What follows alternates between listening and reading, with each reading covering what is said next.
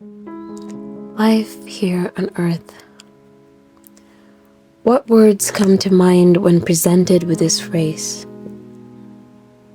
Liberating, self-fulfilling, paradise, a place to call home. Maybe these would be some, if not all, the words anyone would use to describe it.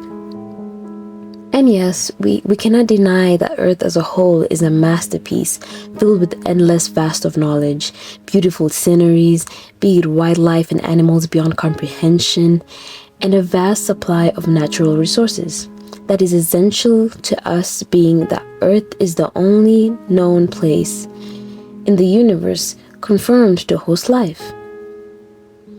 It is one special planet that has liquid water, plate tectonics, and an atmosphere that shelters it from the worst of the sun rays.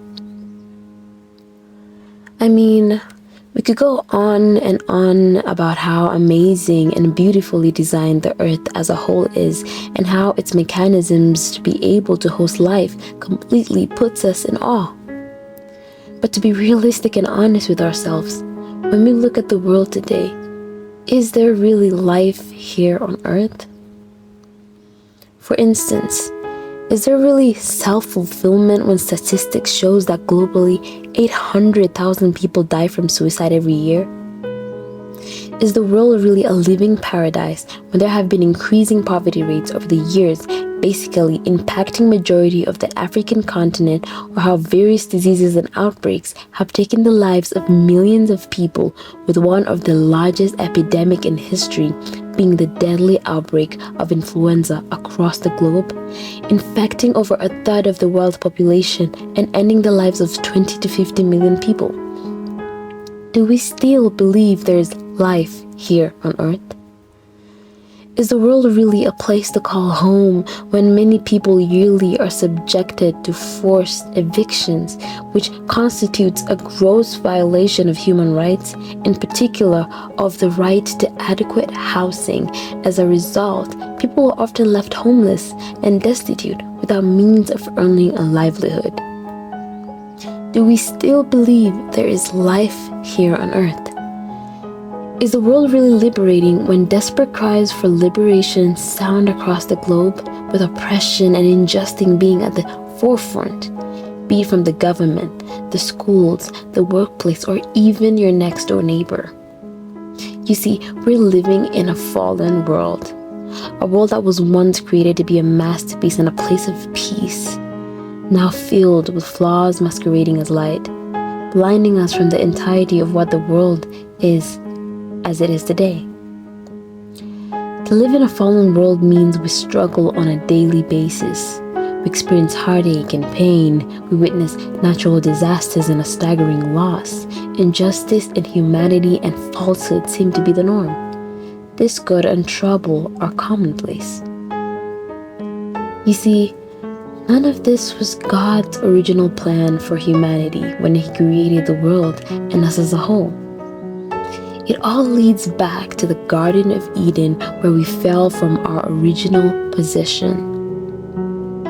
Through Adam and Eve choosing to disobey God by taking the forbidden fruit is where sin originally birthed. What is sin, you may ask? Sin is an immoral act considered to be a transgression against divine law. As a result of that sin, which got passed down to the generations that followed, the original plan of God was destroyed. It is because of that sin that the world is as it is today, with its disastrous effects that are seen and have been seen till date. So what does that mean for us as life here on Earth? Does it mean we're doomed for eternity, or that our fate is sealed to face the impending wrath of God? Fortunately for us, that is where the good news comes in.